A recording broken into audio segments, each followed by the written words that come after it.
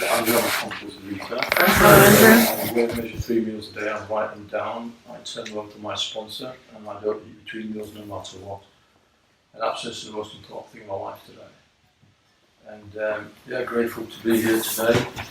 And thank you for everyone who's set this convention up. It's good to be in Ireland always, as usual. So before I start, I want to start with a prayer actually, because not for your benefit, but for my benefit. Okay. And just want to Indra taught me this prayer, and so it's the set aside prayer. So yeah, just concentrate for a few seconds. So I'll read it. Lord, help me now to set aside everything I think I already know about myself, my illness, these steps, and about you. For a new experience of myself, my disease, the steps, and especially you. Thank you. I guess one of the inhibitors to recovery in food was that I had recovery in another fellowship, and I thought that was enough. Don't know why, but I did. And I was introduced to GreySheeters by attending a meeting of another fellowship in London, and the person noticed I was struggling in that particular fellowship and asked if I had an issue with food. And I remember thinking, bloody cheek. And because he said, maybe, I haven't surrendered, and I was there, and I was 290 pounds. So yeah, I was stood there with many years sobriety in the fellowship, and I was 290 pounds, pushing 300 pounds, and hated myself for the way I looked and the way my life was manageable in respect of overeating. And like probably lots of people, I tried various ways to change the way I ate and the way my attitude to food. Certain periods in my life where I did exercise to manage my weight, which was successful. But I call that exercise bulimia. And so, but I had it to a fine tune at that time. I knew how much of the black stuff I could drink against how long I had to run on a running machine and things like that. And it was always an equation, going on like that. And so, where did that all come from? I don't know. My mother, she was always on diets, and I think, she died when she was 83, and I know she was on a diet for 50 of those years, at least. And I sort of picked that sort of mentality up from her. And but it's good today. I realise I have no control over certain types of foods, and I didn't realise that at the time.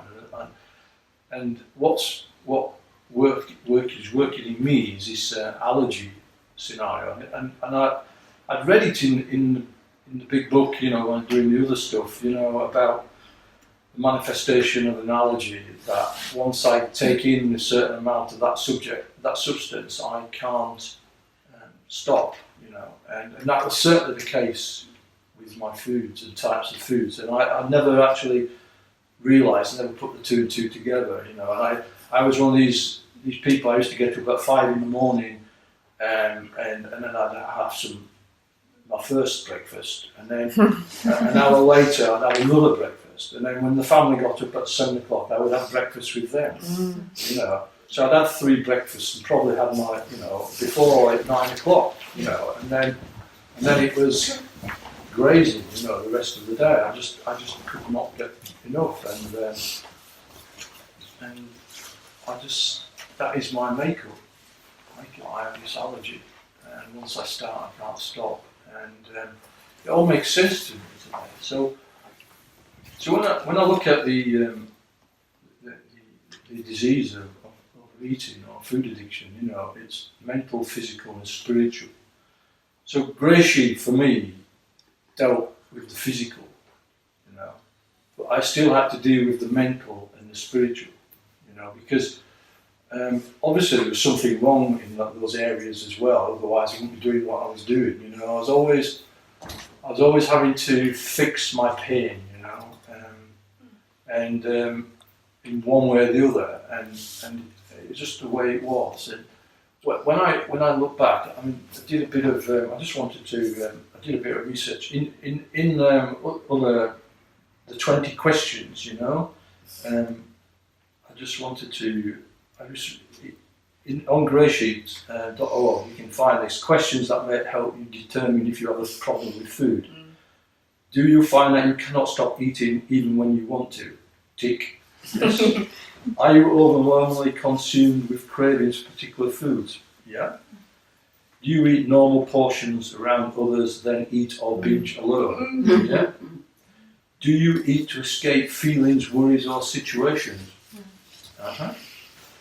Do you use food to comfort or reward yourself? Well, that's a big one, you know, especially the reward, you know. I realised today, actually, that having been abstinent now since the 10th of December 2013, which I forgot to mention at the beginning, that I've lived through a lot of circumstances in my life, including my mother passing away and other family situations and work situations, and I haven't had to eat on them. But where I get problems, if things go well for me, that is where I self-congratulatory tap on the back, and you deserve it, you know. Don't you deserve it, Andrew? You know, I get this voice, don't you deserve it now? And that could be anything, you know, but that is when I'm most vulnerable. I see today. And it says, have you failed to control your weight even though you have tried diets, exercise, medication, fasting, laxatives or supplements? Yes. I must say I've never tried fasting before. But, you know, there you go. And do you have, and this is the next one, so tick for that. Do you have chronic medical problems related to your weight or eating? Well, yes, I did. You know, when that fellow tapped me on the shoulder and said to me, you know, have you got a problem with food? He probably didn't realise that I was sleeping with a machine at the side of the bed, and I had to have this CPAP stuff, you know, and it's not the way I wanted to live, you know. I remember I was working away from home and a lot. I was staying in hotels, and I remember I had to take my bed in with this machine and put it at the side of the bed in the hotel room. And I was there for like 5 days. You know, they knew me very well, the hotel. And I remember them ringing me up one day and said, "Oh, sorry, we have to move your room. Is that okay to go in and move your stuff?" And I thought, oh, terrible. I think machines out there, you know, they're going to see my machine, you know. And I was so ashamed of this, you know. And, you know, I thought, I know that they'll know that I use this machine. So, and also, it's not particularly, I don't know, I had a lot of issues with it. I won't go into any other things, but there was other issues with it. And he says, are you tired of being pressured about your weight or eating? So yeah, I was always, you know, people who love me could see I was killing myself, you know. They could see that. But like, you could only suggest. And you know, if anyone got in the way of my food and my eating, they would get the sharp end of my tongue. I was really nasty and very aggressive. And you know, you try to, I used to say it now actually, you try to, but it's, you know, I was really aggressive. And you know, it caused a lot of discord in my household, you know. Do you avoid social situations and going out at all because you don't like the way you look, you know? And that, I mean, I live next door to one of the biggest shopping centres in Western Europe, not far from where I live, you know. And I just know that I when I was at my biggest weight, I couldn't find anything to fit me in the whole of the place, you know. I had to go to specialist shops or where, you know, and I was always dressed in black and something baggy, you know, or something loose fitting, you know, and that's not the case today. Is your eating so out of control you're afraid you might lose your job, family or home? And I thought about this really, you know, was it like that? Was I going to? And the thing was, I was, you know, because if my health, the reason I was using the CPAP machine is because I had high blood pressure and because, you know, because of the weight on my neck, it stopped me from breathing, which causes mental incapacity. So I wasn't able to function at my job because I was tired, I was falling asleep at work, you know. Also, I had my driving licence taken off me for 3 months because I had to declare this to the DVLA that I have this thing, and I had to see a consultant and he gave me the therapy, and then I had to write back to him and say, yeah, now you're under CPAP, you can now drive again. So actually, it was really quite serious. And yet, you know, I minimised it or didn't relate the two together, you know. I didn't relate the two at all together. So, and it says here, if you answer yes to some of these questions, you might be a compulsive eater or food addict. Well, I've got 12 out of 12. I may be in this right, I might be in the right room, you know, which is comforting. You know? So this allergy that I have, you know, I have to deal with it quite seriously. How much time have I got left? 17 and a half minutes. Okay, good. So just beginning then, really. So I weigh and measure 3 meals a day, as I said to you before, and today there's a lot of joy in my weighing and measuring today. A lot of joy. I don't particularly like foraging for food. I don't particularly like shopping for food because you know I don't. And not that I'm triggered by other foods. It's just that I'd rather it be in the cupboard. I'm just lazy, I guess. You know, I just like it be there. You know, and so we manage it at home. We have this delivery service, but I find that I'm always buying stuff in between anyway. So always topping up fresh vegetables and things like that, and that's nice. I enjoy my food today, and I've learnt. And I was trying to start someone off on GreySheet this week, you know, and they said I don't like vegetables, and after 2 days they said that it was making them very poor. They gave up. You know. And I must admit that I didn't have that relationship with it, but I eat a wide variety of foods. I like colour and I like natural foods. Before, it's funny, I used to be more process oriented. I would do, wouldn't I? But like now, you know, the natural, more natural the better, you know. And there's you know, I can see why people may go to the V end of GreySheet. You know, I can see that. I haven't got there yet, but I haven't got that enlightenment yet. But like, you know, I'm open to the concept now, which is, you know, a massive change.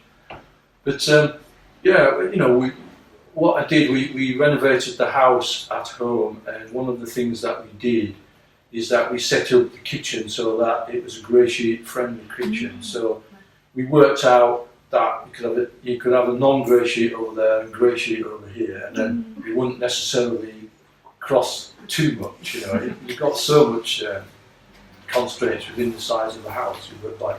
So that works well. But what it was about becoming willing to change, you know, and willingness and in step 3 in the 12 and 12 it talks about you put the key of willingness into the door and it opens up almost on its own, you know. And I think to myself, what is the key to that willingness? You know, what was it that changed, you know, for me? And it was desperation of illness, of just being so depressed with my appearance, and the shame and guilt around my eating, and always doing it tomorrow, or this will be different tomorrow, or things like that, but never being able to, as I say, make many decisions, but never actually follow them through, you know. So it's that old analogy, you know, 10 frogs on the side of the bank, you know, that 9 of them make a decision to jump off, how many are left, you know, still 10, you know. You know, that's it. I have to make a decision, I have to jump off, you know, and I suppose I had to be pushed in respect, not necessarily by anyone else, I had to be able to be willing to make that decision to hand over my life to this person who said to me that, you know, you don't have to be that way anymore, that you can live free of your food addiction, and also there were other ramifications as well. And I just realised that, you know, many people are in recovery, and I realised I was selling myself short. You know, I was only doing so much about. I'm a multi-addicted person, you know, and I can't just not do one. I have to be sober in everything, you know. But as my sponsor pointed out when I said that at the last convention, that I do like caffeine, and I don't need to give that up just yet. You know, so I just let go of that. But my life has dramatically changed, you know, than it was, you know, and I often thought about why I am an addict, you know, why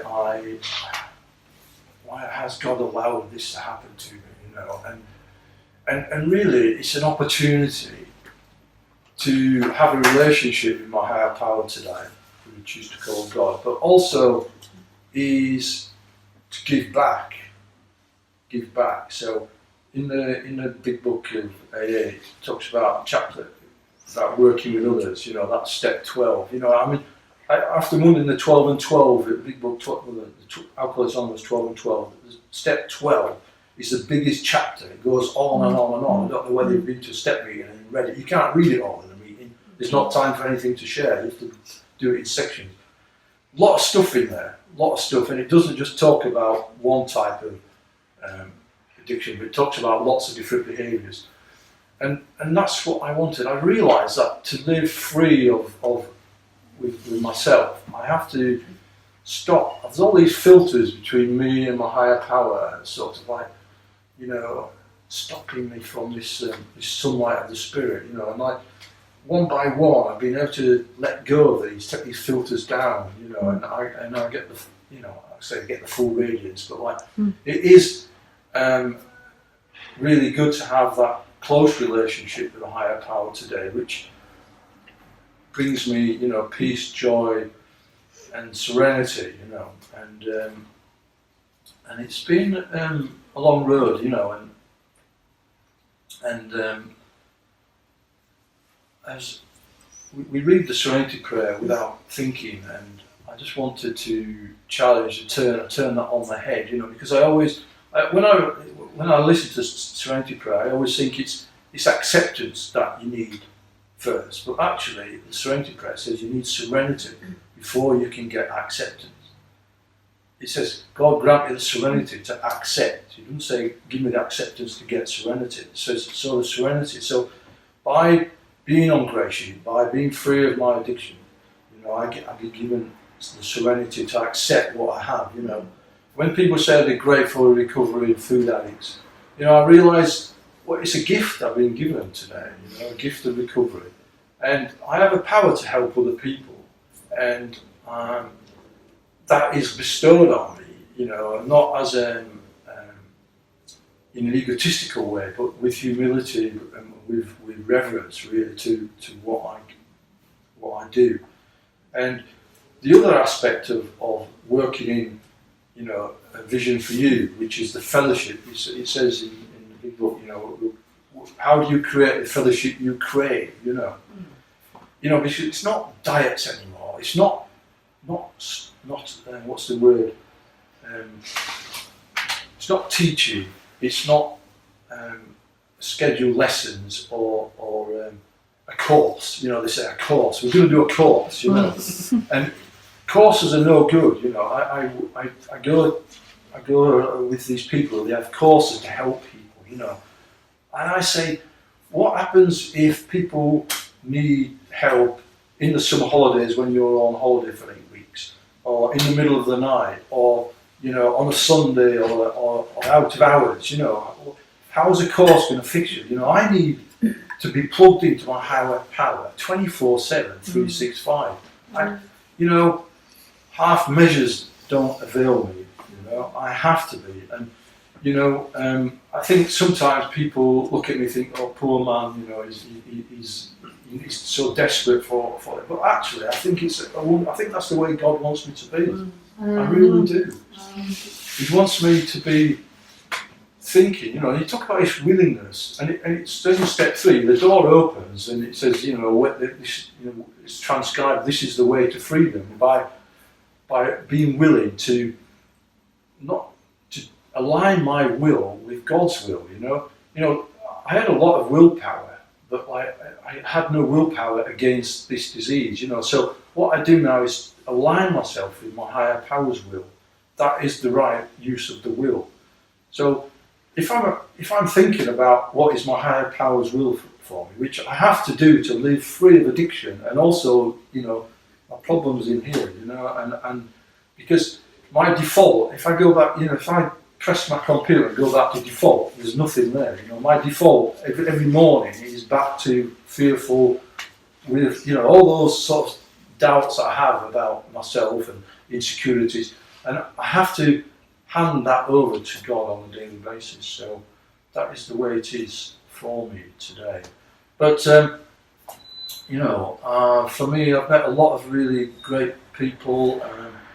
I've weighed and measured in lots of places, not necessarily the same ones that Brendan might have done. You know, I haven't.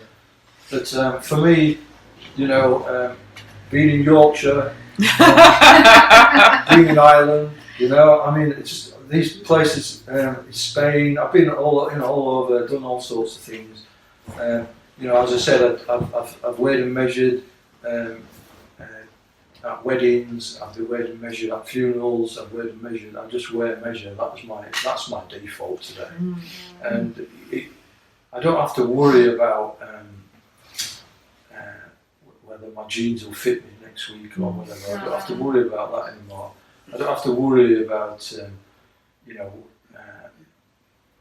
how we're going to get food to feed me, and in respect of the non-abstinent stuff, you know, that I have to continue eating. You know, and I struggle sometimes, you know,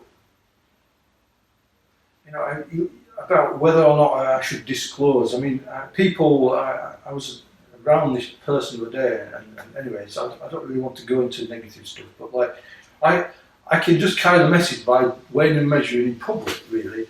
And at my local church, you know, we all eat together at certain events, and people ask me what I do, and I tell them why I do it.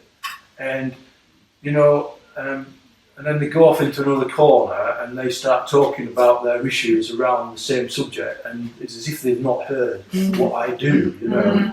And I see them struggling with that, and I'm thinking, you know, how can I best carry the message to them? So I'm working on that, and I'm looking for guidance from my higher power, my sponsor, and the Fellowship of GreySheet. And I get active in GreySheet, and yeah, well, I'm grateful today. I've just got grateful that I am who I am. I'm grateful that I'm abstinent, and you know, for me, you know, putting my pain to work for other people, you know, sharing that pain, and moving from just from passion into action. You know, I might want to do all this stuff, but I have to, you know, it's by actions that I'm judged, you know. And I'm not doing it because I want to please my higher power. I'm doing it because I love my higher power, you know. And that's a massive difference, you know. because you know my higher power knows all about it. He knew I was going to get recovery, you know, and I have to give thanks for that, you know, and by living in recovery, I'm fulfilling my own purpose, you know. And it's God's work that I'm doing today, and I'm really grateful for the opportunity to do that, and I'll leave it there. Thank you. Thanks.